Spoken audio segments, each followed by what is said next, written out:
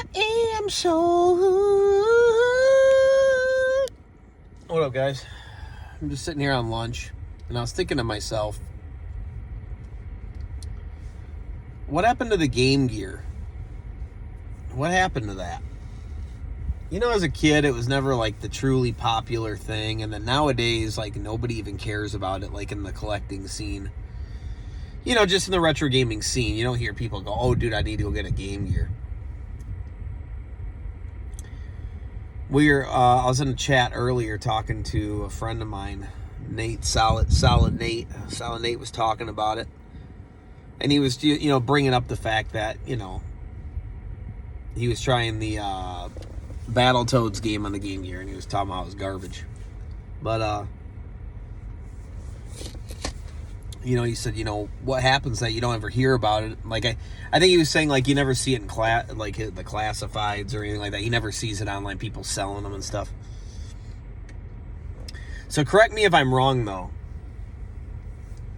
For one, they took, wasn't it 8 AA batteries to run a fucking Game Gear? Wasn't that number one problem? Where the Game Boy took 4. So that was number one problem.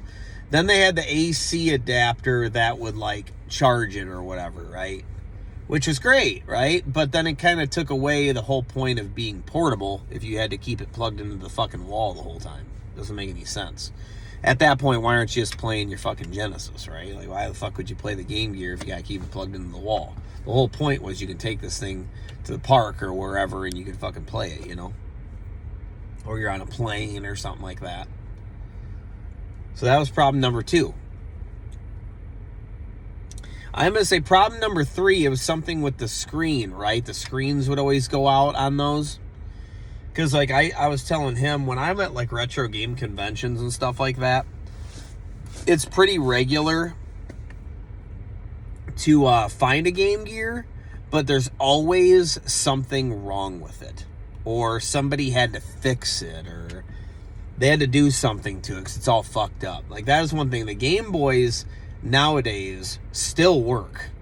They have the infamous one that got, like, bombed in, like, Saudi Arabia or whatever the hell it was, somewhere over there. In Desert Storm. It got, like, bombed and it still works, you know? But they still work to this day. I mean, Game Boys, they're everywhere and they all work. I mean, it's pretty hard to find a Game Boy that doesn't work. So, I mean, that's number, 3? And then, one thing I'm kind of dinging it for, that I think happened too, was the Super Game Boy came out, and you could play Game Boy on your TV, which I still do to this day. So what that did for people that maybe aren't into the whole portable thing, it did make it to where it opened up that whole library, though, where if you bought that for your Super Nintendo, you could fucking play it on your TV, and then you could go and play all those Game Boy games, and you can play it like a normal game, which is pretty cool. Sega did not do that. There is no Sega Genesis, or I should say Sega Game Gear player. You know, they don't have anything like that. Which is crazy they didn't do that, because that's kind of a missed opportunity, man. They definitely should have did that. That would have been awesome. And then I think, last but not least, I think the problem with it is, I think back in the day, Nintendo just kind of won. You know what I mean? I think when you're talking about, like, the console wars or whatever, Sega Genesis versus Super Nintendo, things like that. Say whatever you want. You can be a big Sega fan, and that's great. I am too. I love Sega. Sega Genesis is really fucking awesome. Has a lot of really good games. But at the end of the day, Nintendo just kind of owned it. You know, Nintendo, all those mascots, your Metroid games, your Punch-Out, your Mario, obviously, your Kirby, you know, Zelda, all those games, those first-party games that you weren't going to see over on Game Gear and things like that, you know, people just wanted to play more of those mascots as games. You know, they just kind of won.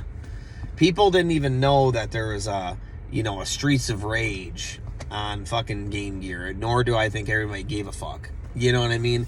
And it's just stuff like Shinobi and stuff. It's great stuff, but it's just, at the end of the day, I don't think people cared as much about that, though. They just didn't. You know, they cared more about Nintendo. I think at the end of the day, Nintendo just won. You know? And so those games, not saying the Game Gear doesn't have some good games, I'm sure it does. But at the end of the day, it just lost. You know, the Game Boy had all these first-party games, awesome library of games, and just probably had a better game selection overall. Because I've never compared them one for one or anything like that. But what I will say is Game Boy is absolutely loaded with good games. I mean, I'm still finding good games, dude. It is loaded. Game Boy, original Game Boy, is extremely underrated. Like, there's just so many games, dude. Like, when I found out there was that Balloon Trip game, it's like Balloon Fight. It's like called Balloon Kid or something. And it's like a game, a side-scroller, where you're playing as the dude from Balloon Fight, and it's a whole game. You know, stuff like that. Like, stuff that people don't even talk about. That's, like, legit. There's actually a couple of good wrestling games on there, like WWF Superstars, dude. It's fucking solid, bro. But to be fair, I've never sat there and looked into Game Gear. It's just harder to play. You know, it's harder to play. You can get an emulator and everything, but, like, you know, you got to get, like, a certain type of emulator or something. There's no player for it or anything like that. And even emulators, you know, when you buy some of these consoles and stuff, like, I know some people have, like, modded this and modded that. You know, Game Gear's not usually on there. I don't even know if Game Gear's on my RetroPie. I don't know. That'd be an interesting thing to check. I don't know if it is on there, dude. They usually don't add that one. You know, usually you'd have to go do that yourself and add it to it, you know?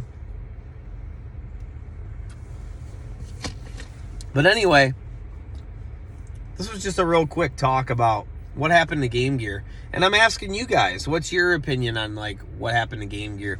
Or was Game Gear awesome for you?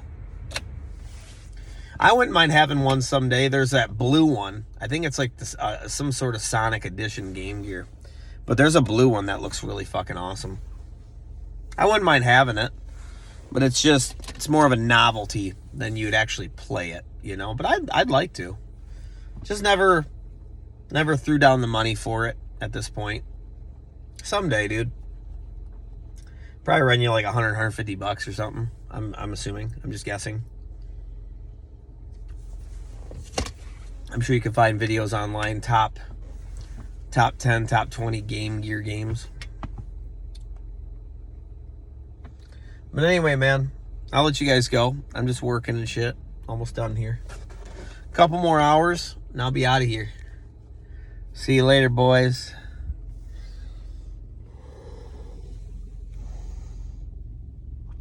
God bless. And I'll talk to you later. Got something special brewing. You're on the Megadan channel. And you're going to see it soon.